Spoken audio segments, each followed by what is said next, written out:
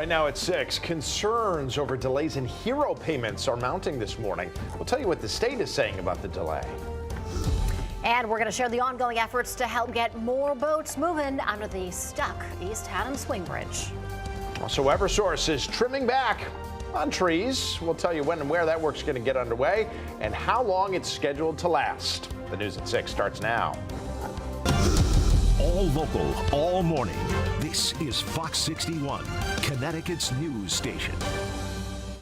Good morning and happy Wednesday. Thanks for being with us here at Fox 61. I'm Erica Arias. And I'm Tim Lammers. Sun's coming up in Hartford behind us. Feels a little chillier maybe today. I was surprised. I walked out. Yeah, and my car actually did that bing. Oh, did it? For like when it's like close to freezing. Weather? Yeah. Yeah. I was like, oh. I almost had frost. It was like the mist that was a little harder for the windshield wipers to wipe away. Just Bing. a little. Bing. Fries are done. Yeah. It's cold. Yeah, you haven't heard that bing in a while. I know. Not a bing you want to hear again for a while. And I've been happy I haven't. There you go. Exactly. It is a little cool this morning, but another beautiful sunrise out there. We promised you that. I got to tell you, it's not that we are criticizing the forecast at all, but it's really gone in our favor. We've had sun to start the days. We've had a lot of cloud coverage and just 1 or 2 raindrops. It hasn't been a terrible week. Still the same for today. Temperatures, they're struggling now. They're struggling later as well. That has not changed. And here's the rub. The weekend's starting to look, well, worse.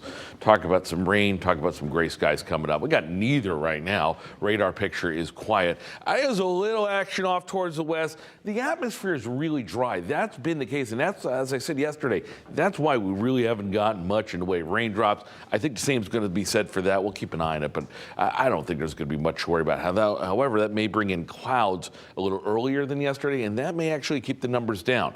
37 in Hartford, 39 in New Haven, 45 in Groton, chill-ish with calm winds across the board. Bus stop forecast for the high schoolers this hour, 38 degrees now. Later on, there it is, our lucky 61, except we should be in the mid-60s. How much cloud coverage we get earlier today may stunt the temperature growth. We'll keep an eye on that. Talk about that weekend, which isn't looking as good as we'd like it to. That's all coming up, although Warren Zenzi, the fellow gardener in the room, we could always use a little rain.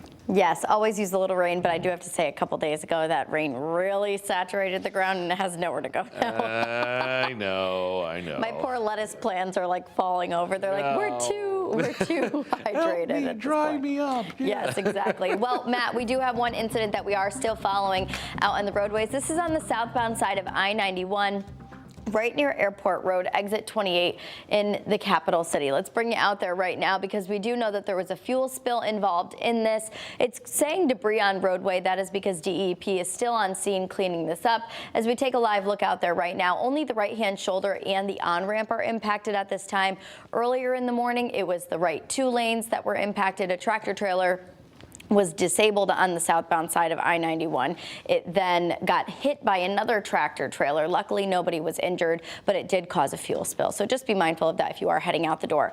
Road work cleared over in Waterbury. I-94 eastbound is back open between exits 18 and 20. Lane closures on the westbound are expected still for the next couple of hours, but that should wrap up in the next by about 7:30. Down in Fairfield County, we are seeing heavy delays in the Bridgeport to Fairfield area. The Merritt Parkway not looking too bad. We'll check back in on the roads. Coming up at 6:30, Tim and Erica, back to you. All right, Lauren, thanks so much. Well, we have gotten a lot of people writing into us saying that they have yet to receive their hero paychecks from the state. So this morning, we're getting you some answers. Yeah, the program was designed to be a big thank you to essential workers for all they did during the pandemic by providing them bonuses of up to $1,000.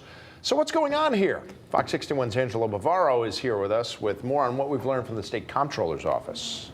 Hey, good morning, guys. Yeah, we have gotten several emails from people who say they have been waiting months for these checks, but still have yet to receive anything. Now, the state's comptroller's office tells us the final hero paychecks are expected to go out by the end of this week. So if you still have not gotten anything, this is your cue that something could be up. The office says more than... Assuming that, they're still going to get that money. At this point, I think everybody realized I'm not going to get anything. I don't know if they could allocate more money to help people. I don't know what the state can do. I just think you'll hear a lot of people this happened to.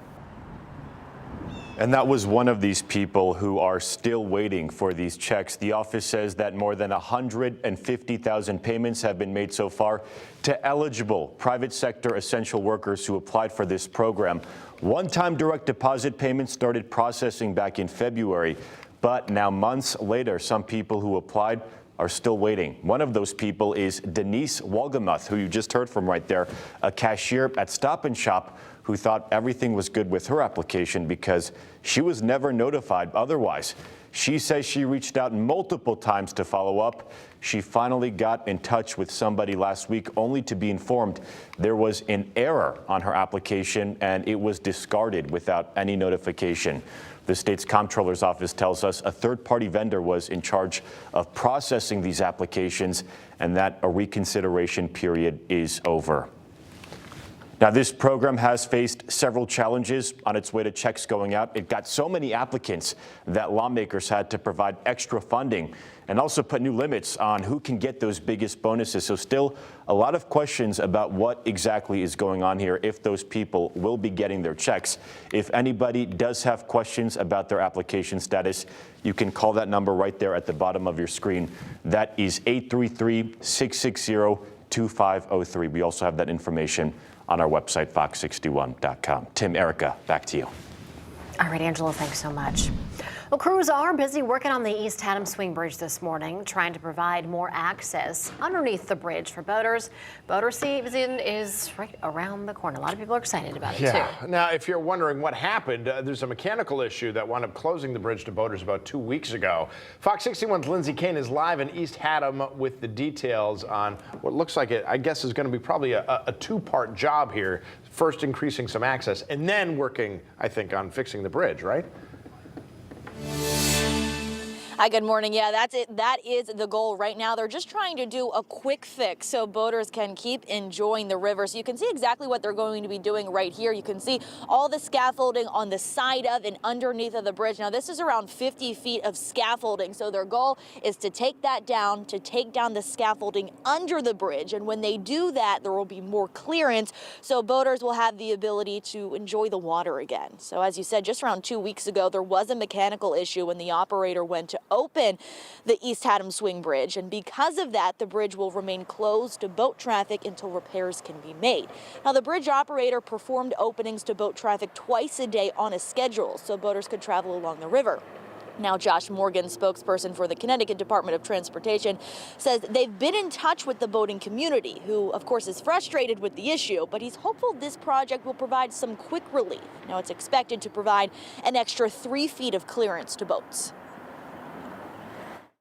There's clearance issues, so some of the larger sailboats may not be able to make it through. So taking the scaffolding down gives about 3 more feet of clearance.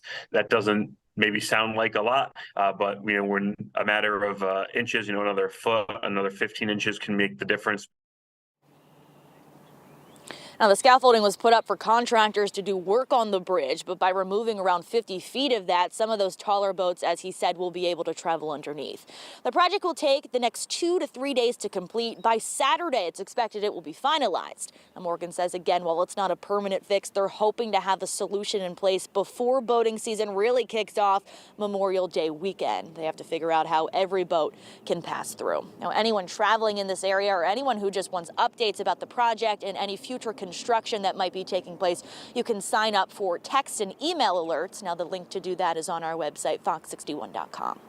Live in East Haddam this morning, Lindsay Kane, Fox 61, Connecticut's news station. All right, Lindsay, thanks so much for the update there.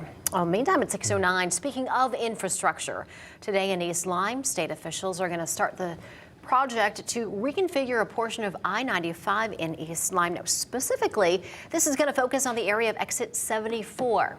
That includes building new on and off ramps, adding shoulders in both directions, and replacing a bridge over Route 161. The governor's office says it's a $148 million project, that 80% of it would be paid for by federal funds from the bipartisan infrastructure law. Well, lawmakers and regulatory officials are meeting today to talk about ongoing efforts to make utility companies more accountable. That meeting is set for 1 p.m. in Essex. It's part of the Take Back Our Grid Act, which requires utilities to implement a system that ties their earnings to good performance. It became law in October 2020, just months after Tropical Storm Isaias caused widespread power outages and damage. Speaking of utilities, Eversource said it's investing $12 million over 3 years to upgrade the electric grid in Waterbury. And then, on top of that, to protect the grid all over the state, they're going to start doing tree trimming today, right from the side of a helicopter.